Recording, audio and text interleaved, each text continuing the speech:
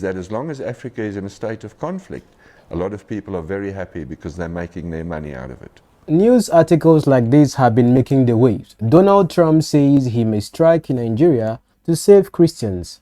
Really? There have been a lot of conversations about this concept or what we have been discussing about here on the platform. But what I'm going to be doing today is connect the dots for you. You have to be able to follow timelines, listen when people of significance get to speak, at least those who are aware of the hems of affair of what happens in Nigeria, and be able to connect the dots. And that's what we are doing today. I present the facts for you and you listen, pay attention to details, and you get to know that what is happening in Nigeria is very systemic. And whether you like it or not, America is involved. But it might be a different thing when you look at the person of Donald Trump.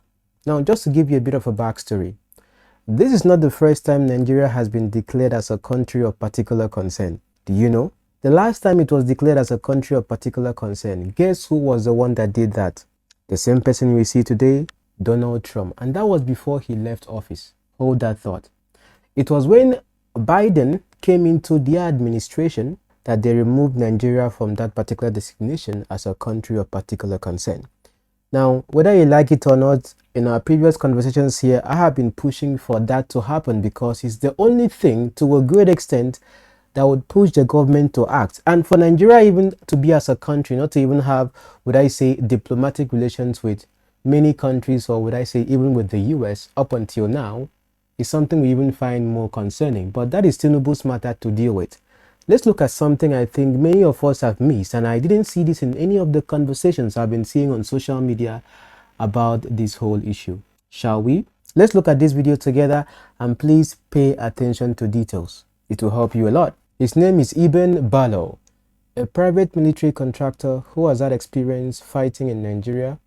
And what he gets to disclose in this video from 5 years ago makes a shocking revelation as we connect it to what we have seen recently in our conversations about the insecurity happening in Nigeria. Pay attention to details. Let's listen. Would you walk us through the Boko Haram offensive? Boko Haram offensive was really not part of executive outcomes. That was STEP International that actually partook in that offensive. I need to first of all make it very clear that we were a subcontractor.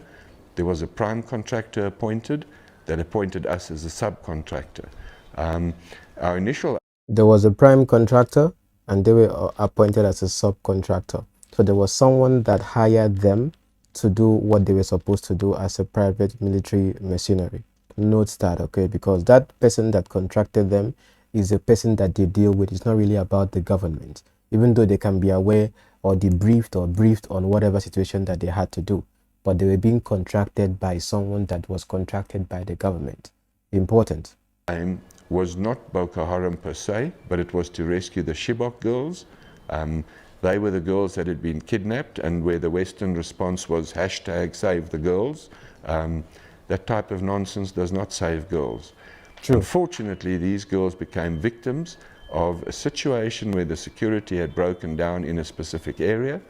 They were kidnapped, and that was the first mission, rescue the Chibok girls. We then did a selection process of the Nigerian soldiers. The soldiers were retained after the selection process, were then trained in a very specific way to conduct a hostage rescue operation. And that requires a very specific type of person. However, you have to understand how these people work, because I've watched the entire interview.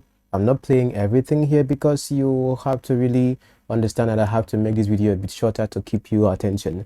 But how they work is that when they come, they work with the military of the country, ask for weapons or what they require for that particular kind of tactical operation from the country or from the person who contracted them. And most importantly, they're equipping the military and working with them to actually deal with the situation, so that even if they're not around, of course, those people that have been trained can probably go on. But under their leadership, if they have a task for them to do this or do that, they do that mainly with the military of their host country. Let's go on. Approximately 5 or 6 weeks into the training of the hostage rescue team, we were asked to change our mission. And that mission was to go to a town called Maiduguri in northeast Nigeria that had come under severe threat of Boko Haram. We then rapidly had to transition what we were doing and suddenly train a very offensive force with a minimum of equipment, and we rushed to Maiduguri. We met with the 7th Infantry Division commander. We finally understood the pressures he was under, and our suggestion was to him that this force we had trained, which we named the 72nd Mobile Strike Force, would actually spearhead the division. And that is precisely what we did. The operation was in 3 phases.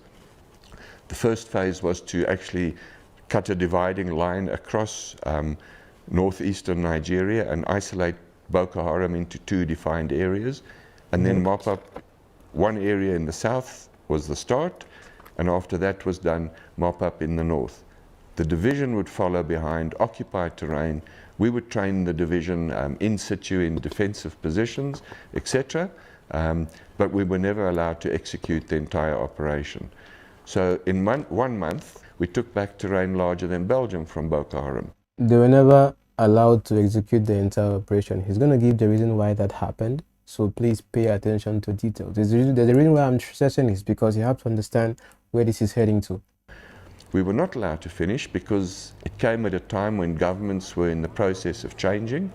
I think President Jonathan's government possibly saw the entire Boko Haram contract, if we call it that, almost as a last gasp in order to regain popularity.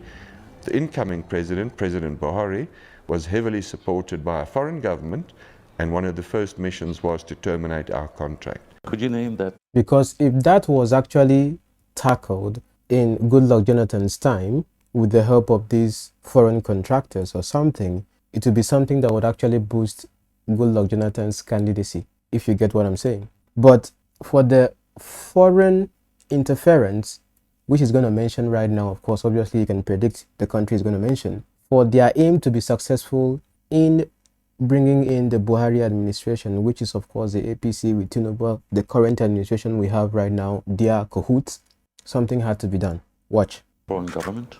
Yes, we were told it was the United States, and they had actually funded President Buhari's campaign. The campaign manager for President Buhari came from the US. And I'm not saying that the United States is bad. I understand foreign interests. But the threat was supposed to have been a priority. And look at what he says here. He understands foreign interests. What would be the interest of the United States in Nigeria for them to actually not have an issue with the insecurity going on? Yes, it demarcates the administration of Goodluck Jonathan. Even Goodluck Jonathan, in his interview, of course, the level of interference by the Obama's government was very overwhelming. It's not as if I couldn't have won the election even with that. But if, by my own thinking, and also the way some other people looked at it, they go outside the normal diplomatic relationship, then it should be mentioned.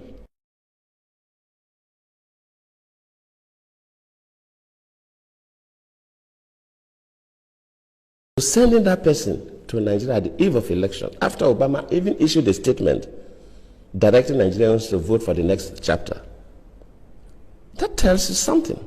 And we should not sweep these things under the carpet.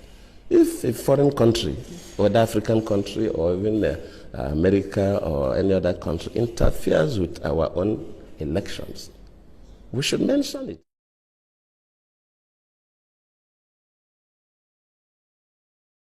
Immediately the Chibok issue came up, we expect Nigerians to be concerned. How do we get these girls out? Within a couple of days, we saw people going to the US would bring back our girls' placards. How? Why? And of course, the Mrs. Obama received one of those placards. I cannot take responsibility for the abduction. I don't control Boko Haram. They are criminals. But as a president, of course, you know, it's not the president that go to the field. You have security and intelligence officers that do the work. Let me admit that, yes, maybe they do their best, but their best was not good enough for us to recover the girls. That does not mean that I'm trying to remove myself from any blame. Yes, I may not be blamed for the action, But I could be blamed that my security and intelligence system are not strong enough to be able to rescue the girls. So he understood that indeed the US were heavily involved in him not actually continuing to run, which is a fact. But indeed, that had to be ongoing for what to happen, for Buhari to emerge. And do you notice what happened with respect to the video that was now circulating after Trump came into power? That what? Listen to this video. Who's in charge of Afghanistan getting the money?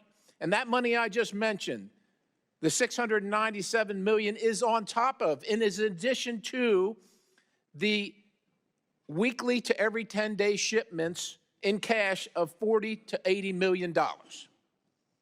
Afghanistan is ruled by folks named Sarayuddin Haqqani. The Haqqani network mean anything to anybody in the room? How about Abdullah bin Laden, who gets some of that money? Does that name ring a bell to anybody in the room? Because your money, $697 million annually, plus the shipments of cash funds madrasas, ISIS, Al-Qaeda, Boko Haram, ISIS-Khorasan, terrorist training camps. That's what it's funding. That the aid that was coming from the US, even to Nigeria, was funding Boko Haram. What would be their interest? What would be the reason why they would actually be funding terrorism in the country?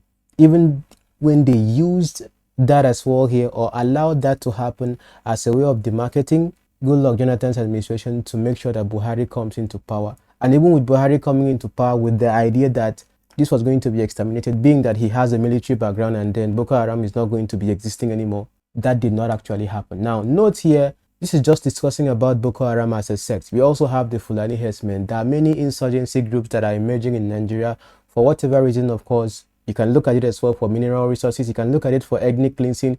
You can look at it for just displacing people to make sure, indeed, of course, looking at mineral resources for them to go for what is in the ground, what is there beneath.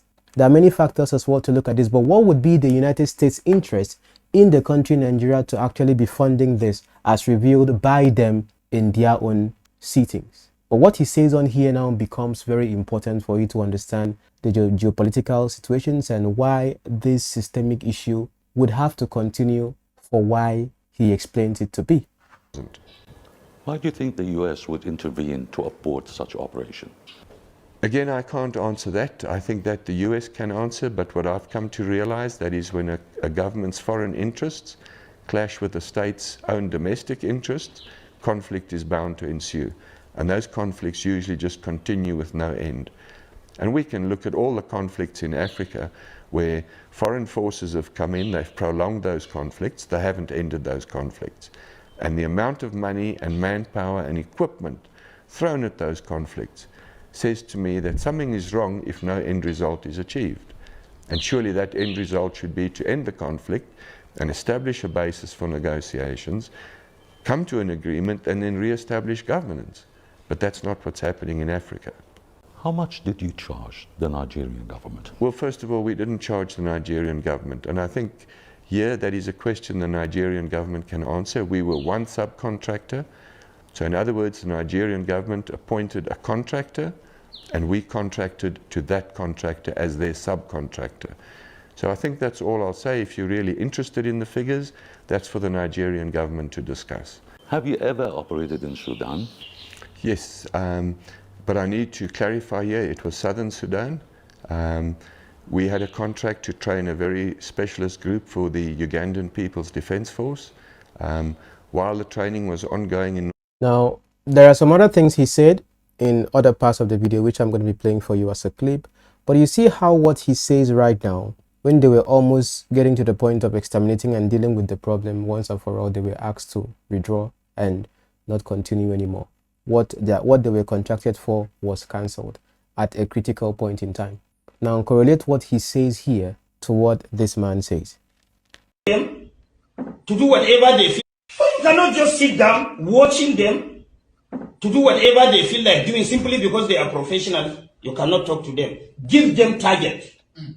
During Jonathan, we brought mercenaries. They were about to finish Boko Haram. But because of our complacency and personal aggrandizement and personal interest, we asked them to go back. And we are still battling with the issue. I was in Borno State as a member of a state House of Assembly when the mercenaries were in Borno. They were less than 30. They operate in a place like this. Everybody with a laptop before him, observing what is happening in the bush. The moment they discovered an enclave, they will be able to identify how many weapons do they have, what kind of weapons are they using, how many AK-47 do they have, how many explosives do they have. They will take only 3 or 4 people in a chopper, go and clear everything. They will snap pictures before clearing them and bring back exhibit. We are about to finish it. And because of interest, personal interest, that if we allow mercenaries to finish this thing, we are not going to get anything. How much was the bill given by the mercenaries? Even Russia is employing mercenaries to fight for them, isn't it? Are we stronger than Russia? Is there anything wrong if you can bring somebody that can fight for you? There's nothing wrong in that. So I'm sorry if people are saying that National Assembly is not doing the needful, National Assembly is not providing the enabling laws.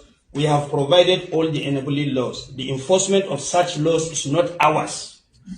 If government is not ready to implement, there is no way we can compel government. The only thing we can advise government, if government refuses to do it, there is no way you can force them because they have the machineries for implementation. You do not have. So you cannot just sit down, watch. Because they have the machineries for implementation, you do not have. There's something I want to discuss about here before we get to go on. There are some critical things he mentioned. Please correct my spelling if it's correct or not. That is using helicopters, I would say, or more like drones that are able to fly above and then see what is happening. And then it's more like also connected to more air defense or just being in the skies. And that's also one thing that the US is very good at when it comes to the skies, controlling the skies. Very important, because this right here, this conversation here points to someone that was actually a commander in the military. I'm going to be playing a video of him that was court-martialed and demoted because he spoke truth to power and even was very confident that he could defeat Boko Haram if only he had the things he needed. He was indeed a great soldier, but the reason why he was court-martialed is something that I find quite disturbing. I'm going to get onto that video, but I had to point this out as well with respect to that. And then he talked about also the government as well when it comes to implementation. Okay? Because what you see in the National Assembly is them talking here and there. And how do you get to implement what it is, of course, you're discussing about?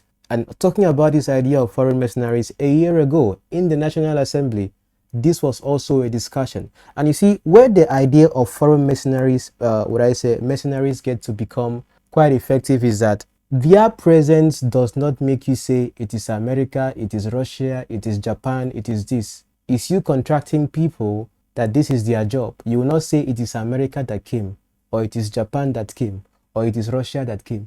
Because like he mentioned, if Russia could employ mercenaries as well to fight for them, then what does that tell you? But let's hold that thought for now. Look at this conversation as well here. But let's hold that thought for now. Let's get to this soldier here who talked about this whole situation. This was back in 2020. Army need combat helicopters to end Boko Haram war. If we have it will not be deployed like the Air Force assets. Air Force assets are for bigger strategic goals. These helicopters will sleep with us at the trench. They will stay in the front line, so the helicopter and the rifle and the tanks will be together. I know this has been on the table for years. When this is done, Nigeria can forget about Boko Haram. Let me say this, Boko Haram is not a formidable force. Please tell them in Abuja, not a single town will fall under me. Not one. I promised Nigeria when I took over 7 weeks ago that I'm going to take the fight to Boko Haram. Officers and men have really supported me. Of course, with the help of the service headquarters. All the towns that usually fall, Army need combat helicopters to end Boko Haram war. If we have it will not be deployed like the Air Force assets. Air Force assets are for bigger strategic goals. Now, this man, his name is Major General Adeniyi. This was a story about him, and I'm going to play the video for you. But first of all, let's look at this story about his person, which I think was very concerning. Right now, no one even talks about him anymore. But this right here is, some of you remember this video. I'm going to play the leaked video for you, but it was from I think 3 to 4 years ago when that video leaked. Leaked video that got Major General Adeniyi demoted still haunts Nigeria's military. His whereabouts unknown. The respected general who exposed Boko Haram's superior firepower and equipment shortages has vanished from public view after a secret court martial and demotion, raising question about transparency in Nigeria's military. This is what is happening in the military of the country. Let me play this video for you so you get to see this video. Those who hadn't seen this video years ago, I'm playing it as well for you right now. Watch it.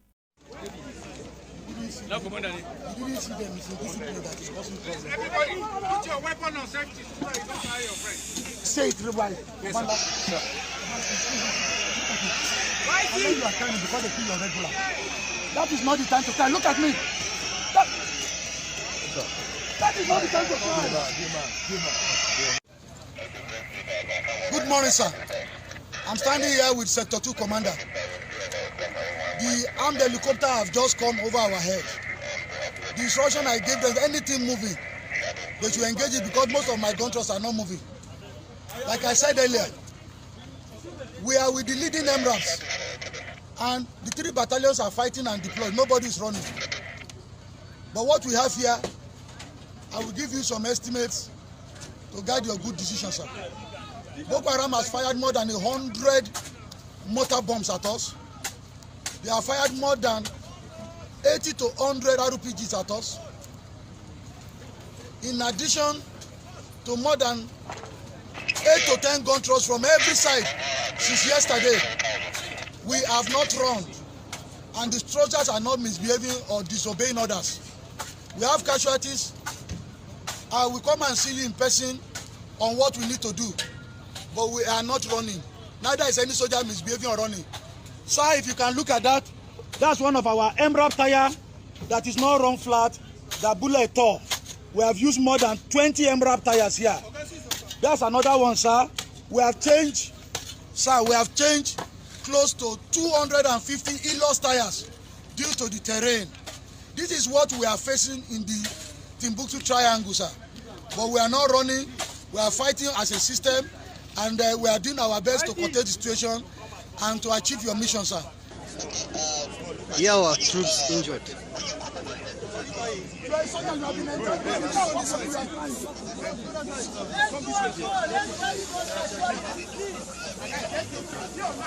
Record me. Good morning, sir. General Adeniyi. Sir, the soldiers are not running. The 3 battalions are standing and fighting, though we have casualties. The intelligence assessment concerning the Timbuktu Triangle is very wrong, sir. Since yesterday, we have been met by very strong resistance, more than pockets of Boko Haram. This morning, from every flank, not less than 15 gun trucks are facing us. These people have fired more than 100 RPG at us, and have fired several mortars at us. And they have fired more than 100 RPGs and so many mortars on us. This is the true situation, sir. I'm here on the ground. This is General Buba here, sir. No any general is running or not leading the men. Sir, look at this soldier. They are not running away. Neither is any of them afraid. We are good to go, but here, now these things are working against us. Yes. Thank you, sir. That man took the fight to Boko Haram. Lost men. His men stood by him. All he did was just speak. And if you look at the way he was speaking, he wasn't speaking as if he was addressing social media. He was speaking like he was addressing or trying to send a message across to his commander, or what I say, to Abuja. Like you're watching the video before now, saying that what he needs a helicopter, because see, once you are able to control the air, and that's one thing America is good at. Once you are able to control the air, don't worry, there's no problem. You saw the way the man himself was talking about how the mercenaries themselves were able to pick the Boko Haram them, because they were able to be in the air and see what is happening everywhere and see how they move. Do you understand? Moving on as well here, a powerful and controversial video once hailed as a moment of rare military honesty, has turned into a symbol of suppression in Nigeria's war on terror. That video, recorded during the heated Boko Haram ambush in Goji, Yobe State, ultimately led to the demotion, conviction, and near disappearance of Major General Adeniyi, one of the Nigerian Army's most respected battlefield commanders. Let me tell you something, which you are going to hear this man say. Listen to this. The casualties that Wagner suffered, and don't get me wrong, I do not rejoice when any Are you talking about the casualties in Mozambique? In Mozambique. I don't rejoice when any people are killed of a private military company or a national armed force, but they're going to certainly have to up their game and start realizing that this is not Europe that they're operating in, or the Middle East. It's a very different continent. But what happened to that once progressing and relaxed country like Mozambique? I mean, it was stable, progressing, and peaceful. Why such influx of PMCs? Ironically, they discovered oil and gas. It doesn't take rocket science to figure out that any country that discovers oil and gas is suddenly going to find themselves under severe threat from many quarters as people try to claim that oil and gas for themselves. We see in Mozambique, shortly after the oil and gas discovery was announced, a previous liberation movement known as Renamo suddenly reappeared with new equipment and new uniforms. Where did they get that from? So you can look at any country. Where do you think they're getting that from? Well, we can only speculate on that, so I don't have the proof of it. But it doesn't take rocket science to figure out who was up there when the oil and gas was discovered. Have a look at a country such as Zimbabwe, which does not have oil and gas. No one is interested in it. Look at a country such as the DRC, which is rich in minerals. Everybody has an interest in it. A country such as Nigeria that has oil, everyone is interested in it. So, you know, the resources that countries have, although it ought to be a blessing, is in many cases a curse for those countries. Does that represent unfair competition to your company? Well, of course it's unfair competition if you regard it as that. You know, Western PMCs or Russian and even Chinese that are operating on this continent make use of their national armed forces. Many of them, or most of them, are actually paid by their host governments. We do not have that luxury. We do not have a government that supports us in terms of a host government. So what we have to go and try and secure for the company, we have to do in such a way that the government is willing to pay us. And as I said earlier, the opposite side is they believe they're getting something for free, which they're not getting for free. But those are choices governments make. But it does actually muddy the waters substantially because of the way a lot of these people have behaved in Africa and have actually got involved in criminal activities. But ironically, the media chooses to always focus on executive outcomes and companies that have been successful, and those that commit crimes on this continent are ignored. They're never written about. The fact that they're supported by their own governments is never mentioned. And I actually find that a little bit hypocritical, because what it does say to me is that as long as Africa is in a state of conflict, a lot of people are very happy because they're making their money out of it. You have to know that the more the insurgency, of course, is happening, security votes are increasing. I mean, the amount that are allocated to states that have security issues, of course, those amounts most times are not even accounted for. Who knows whose pocket it goes to? This insurgency, of course, to a great extent also helps some politicians and elites in their dealings, whether it's in mineral resources in those particular regions. I'm going to be discussing about the subject of mineral resources even with the Chinese. My host country as well might actually have issues with me on this, but I don't care because I have to speak the truth for what it is. Because it's deeper than what we see on surface level. Yes, we talk about genocide of what is happening in Nigeria for a fact, but there are other layers of this that just looking at what is happening to Christians and genocide might just be a factor or triggering factor, but there may be inherently other layers to this that we cannot see. What have we been able to establish in this particular conversation is that the government is aware. The insurgency happening in the country is a political strategy, or it's not novel to the government as to how to deal with it or what to do.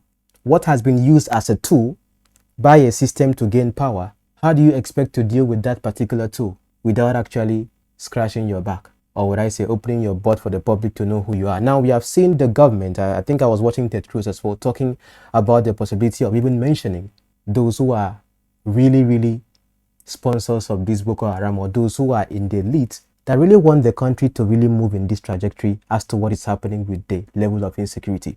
Come on, imagine a governor saying that they know these people. Have you guys seen that video? Like, this is not, like, these people are not really novel or what I say, anything special. They know them, they know where they live. Some of you have seen that video. Let me play it for some of us as well to see.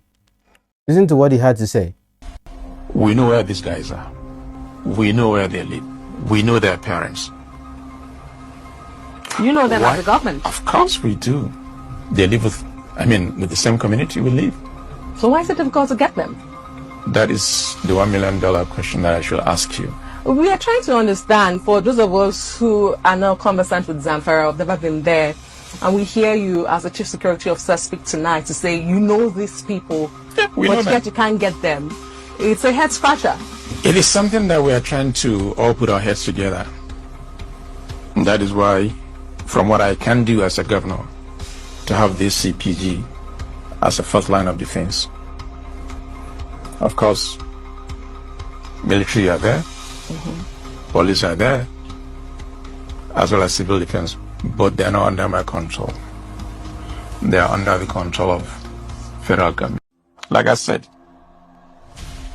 Did you hear what he said there? And for those who did, now, if you didn't understand what he said when he mentioned CPG, let me tell you what it means. CPG, based on the context of modern firearms and tactical discussion, CPG weapon most commonly refers to co-pilot gun in military aviation, particularly in helicopter systems like the AH-64 Apache. It is not a standalone firearm but a control mode or designation for the guns, typically a chain gun, operated by the co-pilot or gunner, CPG, in front seat. Here is a breakdown.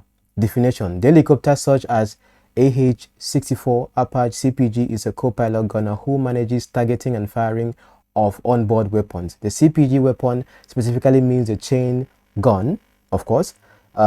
This allows the CPG to independently acquire targets, switching firing modes, example, norm for normal, fire for FXD or fixed forward, and engage while the pilot focuses on flying. What consistent thing have you seen us discuss about in this video? Having the powers in the air. The day we see Boko Haram or these insurgents or these Fulani headsmen or whatever they call themselves getting to have their powers in the air, first of all, we are even going to be asking ourselves a question. How would they acquire a chopper? How would they have such kind of weaponry? The Nigerian military have been asking for this for years. Because if you know that these people are here, one day, what are you even thinking? Mbusa, Ntari, Mwopia.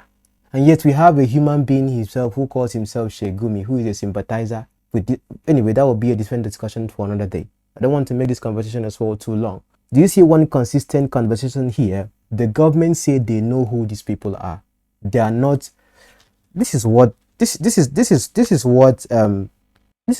Falana said. The Boko Haram crisis in Borno State.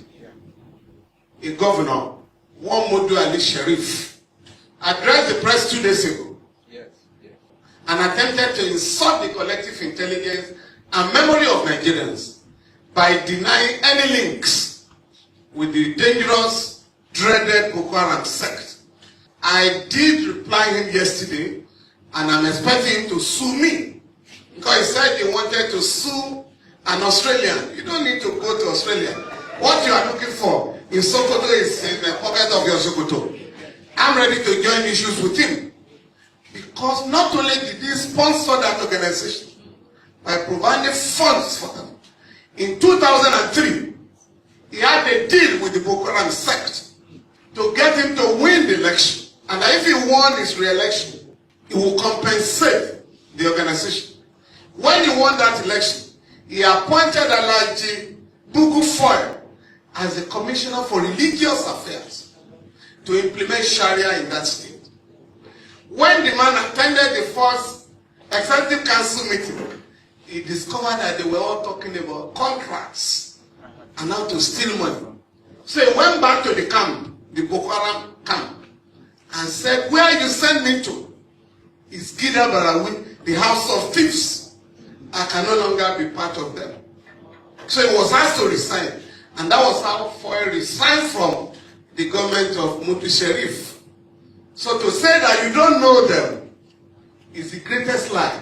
So you can imagine a governor working hand in hand with Boko Haram, and you think you would come into power and then deal with the insurgency that is happening in the system for which it helped you become who you are. They know how they dealt with you. They deal their hard with you, and they know how to get you if you have to be the target. So if you see the governor we just played right now, who is asking for a CPG, understanding that control comes from Abuja, not him having control over the military. You see how the country itself is very dysfunctional, because if indeed, of course, Tinubu is getting the threat, he should be getting the threat because he's the commander, right? And command comes from Abuja. If the state had their independent policing, or would I say independent military, then who do you think is going to be gone for? Of course, the state. Probably before you now talk about what is happening at the central house, Abuja. So the state can decide to use, so a governor can decide to use Boko Haram to achieve their goal, because they know that even them themselves are not the one in charge of the military. So if anything happens, of course, it will be the federal government that will be fighting the insurgency that is also happening in their state, for which is the reason why they became who they are as governors, because of the instability. So what is happening in the north, the government is part and parcel of what is happening, and they are not novel to the truth of who the sponsors of this particular insurgency are, who are those enabling them, how they are getting funding, how they feed, how they eat. People know who they are. So what is coming from the West shaking the government and making it become a conversation right now, I think it's a good thing. But you see, even as much as there's attention on this particular case, people are still dying. Killings are still happening.